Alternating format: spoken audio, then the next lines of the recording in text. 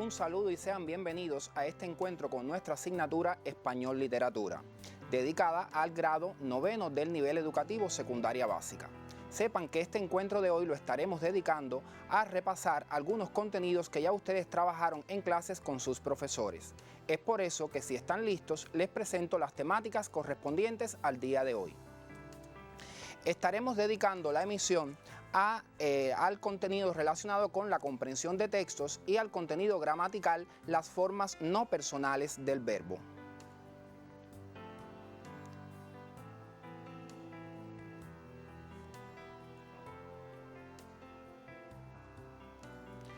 A continuación, los invito a leer y a comentar brevemente la siguiente expresión martiana. Un libro nuevo es siempre un motivo de alegría, una verdad que nos sale al paso, un amigo que nos espera, la eternidad que se nos adelanta, una ráfaga que viene a posarse en nuestra frente. José Martí. Seguramente ustedes se estarán preguntando por qué los libros son un motivo de alegría y un amigo que nos espera. Y al igual que José Martí, seguramente ustedes consideran que los libros son un caudal de conocimientos, de enseñanzas, de aprendizajes para la vida y que además constituyen una fuente de disfrute y entretenimiento. Fíjense si es así que en nuestro país se le concede un valor extraordinario a la literatura. De ahí que cada año desarrollemos la Feria Internacional del Libro, la que dedicamos a lo más actual y novedoso del arte literario. Dentro de las obras literarias que ustedes trabajaron en noveno grado, sin lugar a dudas, las de José Martí ocuparon un merecido espacio. Es por eso que les hago la siguiente pregunta. ¿Qué nos permite conocer la obra literaria de José Martí? A continuación se los presento. Observen cómo la obra literaria de José Martí nos permite conocer en primer lugar al hombre de múltiples dimensiones, a ese excelente y extraordinario creador y escritor, al hombre generoso que defendió siempre a los más humildes y que no guardaba rencores ni odios. También al tierno hijo y al hermano amoroso, al amigo sincero, humano, sencillo y modesto, y al conocedor e innovador de las artes, pues como sabemos, José Martí incursionó en diferentes manifestaciones artísticas. No por ser la última idea que te presentamos es la menos importante, también su obra literaria nos permite acercarnos al gran patriota y revolucionario cubano que fue, que empleó el arte y la palabra como su principal arma de combate, elemento que la Revolución Cubana ha puesto en práctica para llevar a cabo diferentes batallas. Estas ideas y otras ustedes las pueden precisar en sus libros de texto de las páginas 91 a la 96.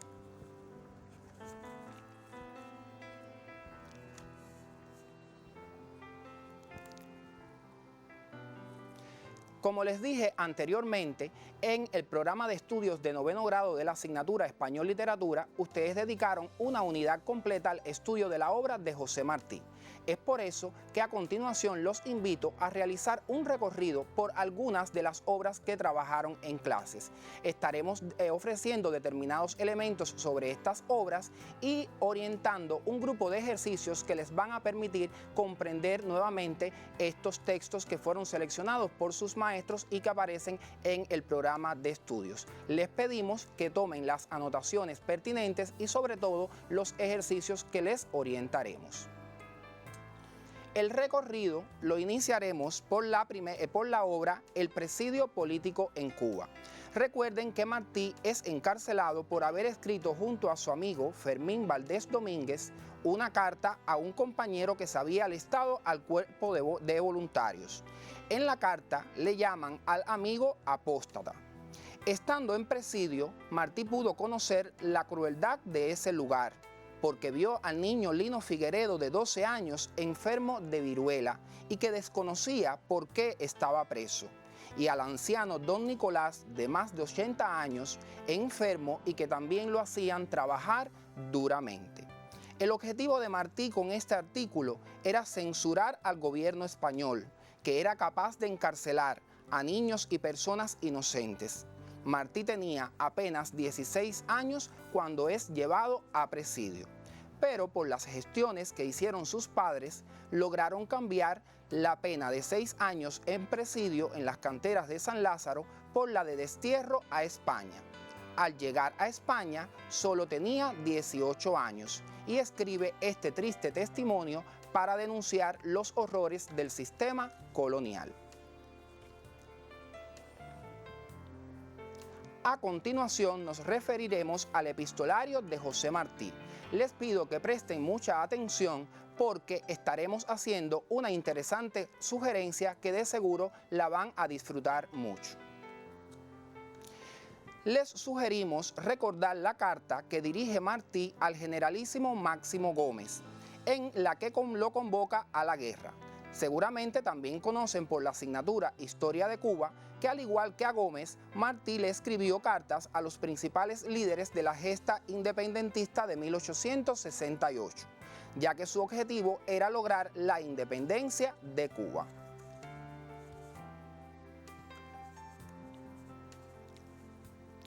José Martí enriqueció mucho su género epistolario.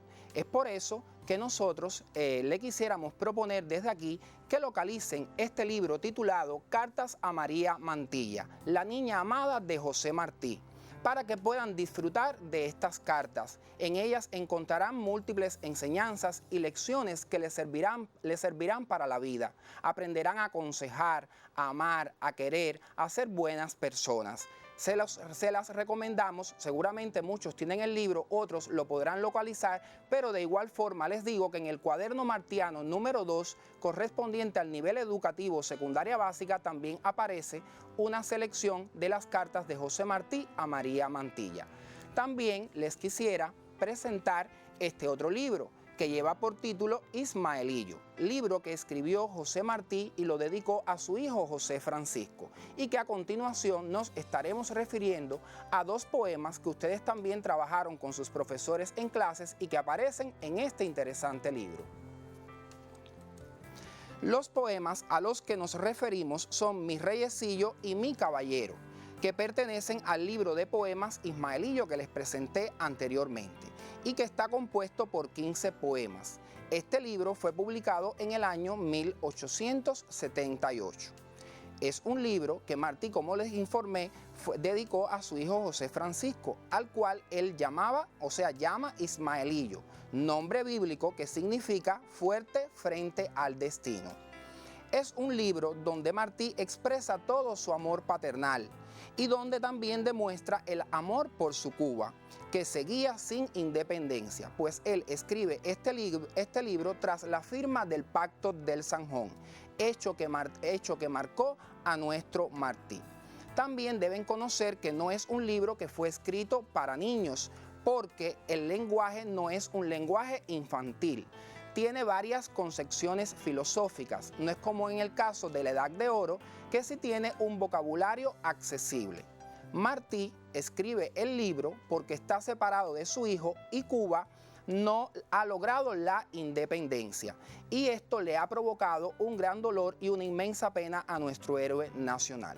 En el caso del poema, en el poema Mi Reyecillo, también debemos recordar el neologismo de Martí, ya que en su obra, dentro de la renovación del lenguaje, él emplea los neologismos y los arcaísmos. Ejemplos de esto son las palabras creadas por Martí para expresar el diminutivo. En este caso, el diminutivo de rey, como es el caso de Reyecillo. Para Martí, su hijo es su rey, al cual él le pide lealtad y le pide que no ame al oro. De ahí que en el texto emplea la palabra amarillo como un elemento simbólico, porque simboliza el oro.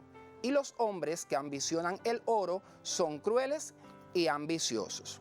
Utiliza varios elementos simbólicos y esto nos evidencia que el libro no está escrito para los niños. Debemos leerlo e interpretarlo con la guía de un adulto. En este caso, ustedes lo hicieron en las clases de español y literatura con sus profesores y es una buena oportunidad para que lo realicen con sus familiares. En el poema Mi Caballero, Martí desborda todo su amor paternal y la añoranza que tiene por su hijo pequeño.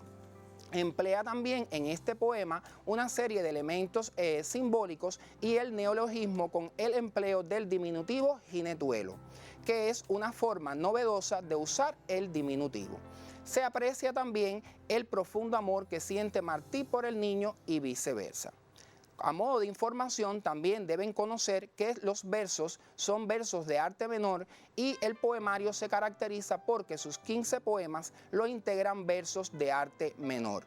Hay estrofas de muchos versos y estrofas de menos versos. La musicalidad se logra a partir de la musicalidad interior, es decir, no hay una rima consonante y no hay una preocupación por la rima, ya que se logra a partir de la rima interior del ritmo interior de los versos. Al inicio de nuestra emisión, también, hasta aquí el recorrido de las obras que hemos seleccionado para trabajar de nuestro héroe nacional y que ya ustedes las conocen de las clases de español con sus profesores. Pero al inicio les decía, dijimos que estaríamos dedicando el segundo momento de la emisión a trabajar con el contenido gramatical, las formas no personales del verbo. A continuación, les pido que precisen en sus libretas la bibliografía en la que pueden encontrar este contenido. Observen que las formas no personales del verbo lo pueden encontrar en sus libros de texto de las páginas 130 a las 132. En el caso de los estudiantes que cursan su 9º grado en escuelas que están en perfeccionamiento, el contenido está en la página 158 del libro y los ejercicios aparecen en las páginas de la 161 a la 163 de este propio libro.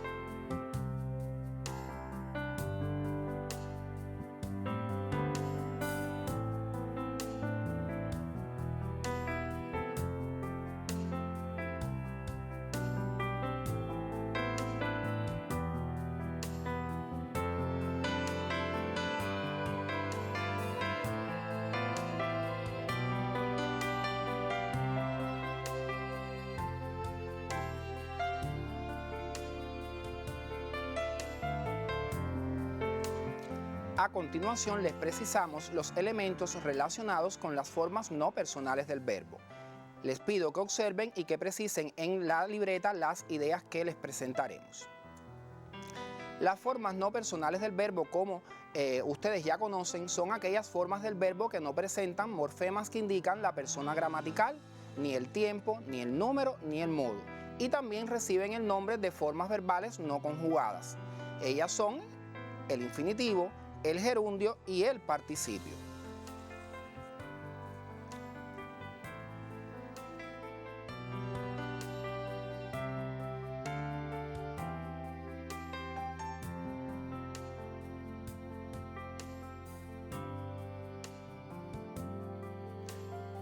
Para reconocer el infinitivo, les pido que observen los ejemplos que les proponemos a continuación. Los infinitivos, como ustedes conocen, terminan en ar, er, ir y tienen formas simples como amar, jugar, estudiar, escribir, temer y las formas compuestas como haber amado, haber jugado, haber estudiado, haber escrito, haber temido y ahí aparecen subrayados en los ejemplos que les proponemos. Fíjense cómo en las formas compuestas se utiliza el verbo auxiliar haber y el verbo que está escrito en participio es al que se le está dado todo el significado de la forma verbal. Observen también cómo en el verbo escribir forma un participio irregular, mientras que los demás tienen un participio regular. En el ejemplo que te proponemos para explicar la función verbal y sustantiva, que es el ejemplo leer es crecer, observen que los dos están en función sustantiva, porque leer hace función de sujeto y crecer de atributo. Es decir, ¿De quién estamos hablando? De leer. Por tanto, es el sujeto. ¿Qué nos dicen de leer? Que es crecer. Por tanto, es el atributo, es decir, es el núcleo del predicado nominal de esa oración. De ahí que el infinitivo en función sustantiva puede realizar las mismas funciones que un sustantivo. Observen los siguientes ejemplos. En la oración me regalaron un libro y decidí leerlo.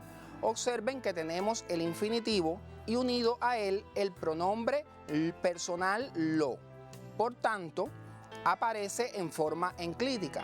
Como es un pronombre personal, está haciendo una función sustantiva, porque el pronombre personal siempre está en función sustantiva. Y la función sintáctica que realiza es de complemento directo. Es decir, ese lo, ¿a quién se refiere? A un libro, que es lo que está expresado en la oración. En función verbal, ¿a qué conclusión podemos llegar entonces? Pues que el infinitivo puede admitir pronombres enclíticos y complementos verbales. Pueden consultar también los ejemplos que aparecen en sus libros de texto en las páginas 130 a la 131.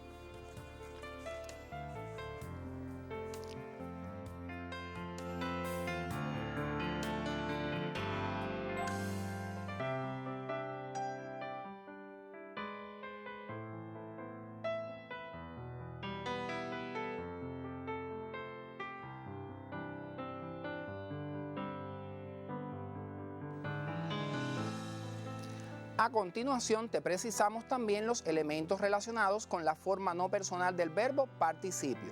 En pantalla tienen la información. Observe que el participio tiene formas regulares, hado, ido, y te presentamos los ejemplos comido y amado. Y formas irregulares, to, so, cho, jo, bo. Y los ejemplos que te citamos, bueno, tenemos muerto, confuso, dicho, entre otros. Y puede también tener formas simples y formas compuestas. Ejemplo de forma simple, amado, y de forma compuesta, he amado.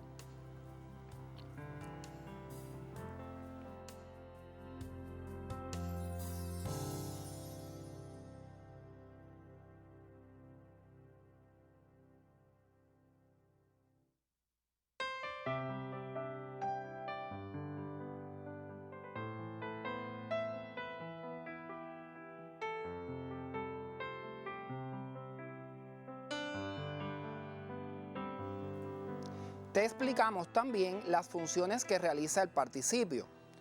El participio, como pueden estar observando en pantalla, puede realizar función verbal, adjetiva y en ocasiones sustantiva.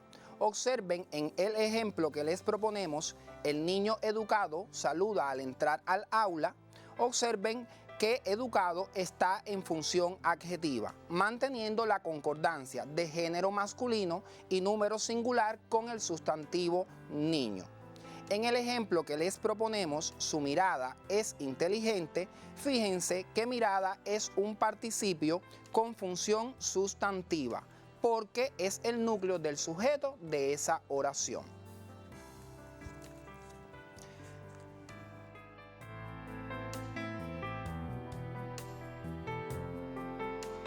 Continuamos explicándote las funciones del participio. En esta ocasión te presentaremos la función verbal.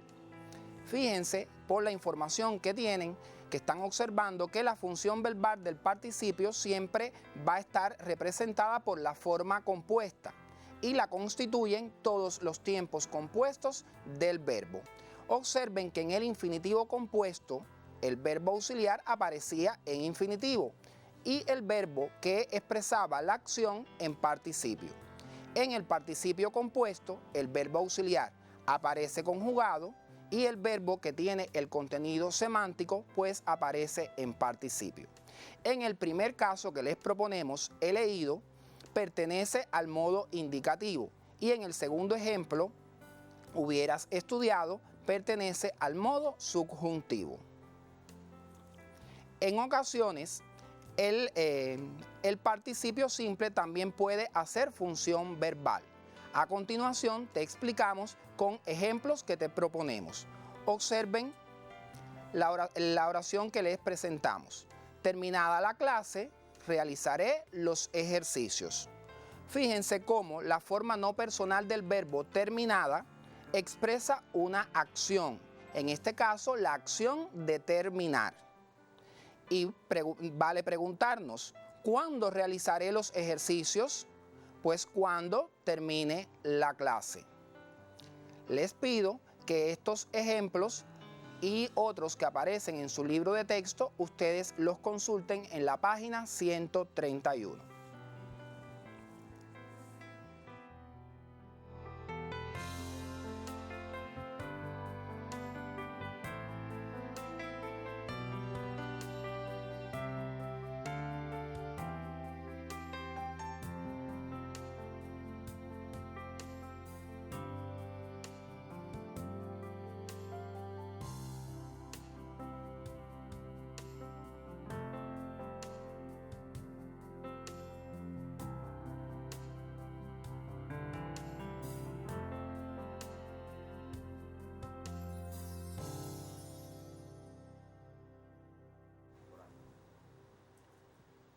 A continuación, te estaremos precisando también los elementos relacionados con el gerundio, otra de las formas no personales del verbo y que ustedes muy bien conocen. Observen que el gerundio presenta las terminaciones ando y endo. Expresa una acción en su duración y tiene formas simples y compuestas. Ejemplos: temiendo y habiendo temido. Observen que la terminación del gerundio la tiene el verbo auxiliar y no el verbo principal. Y el gerundio también puede realizar función verbal y adverbial. Pueden encontrar otros ejemplos en su libro de texto en las páginas 131 y 132.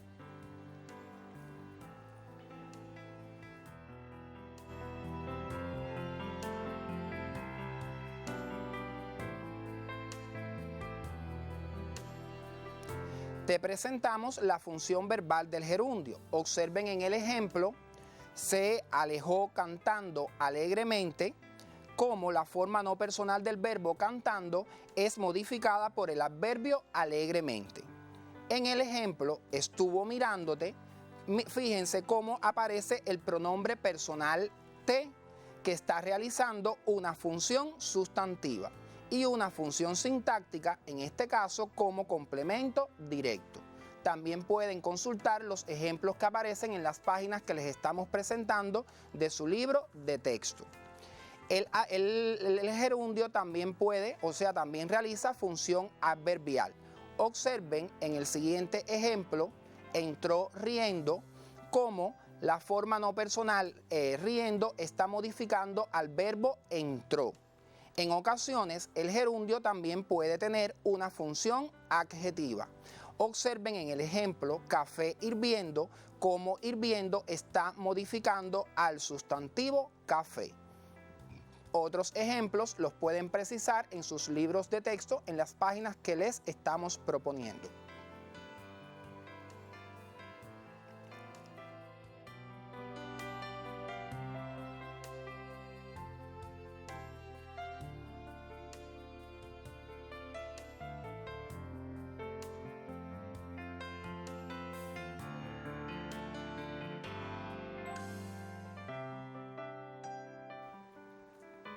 Te sugerimos que como parte de tu autoestudio y de tu autopreparación, también te leas el epígrafe relacionado con los usos correctos del gerundio, sobre todo para que los emplees adecuadamente en la construcción de tus textos. Te presentamos a continuación las páginas del libro en las que puedes encontrar estos usos. Es importante que consideres que no se debe abusar en la construcción textual, como te anticipaba anteriormente, del uso del gerundio, porque afecta, entre otros aspectos, la coherencia y la calidad de tus ideas. En el libro de texto, en la página 131, aparecen explicados los usos correctos del gerundio. Espero te los estudies y que los emplees sobre todo en la construcción de tus textos.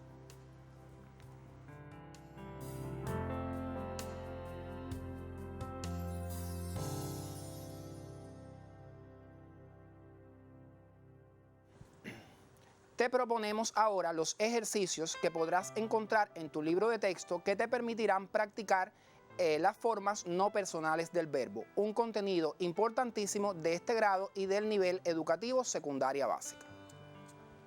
Te estamos sugiriendo los ejercicios 38, 41 y 42 de la página 136 del libro de texto.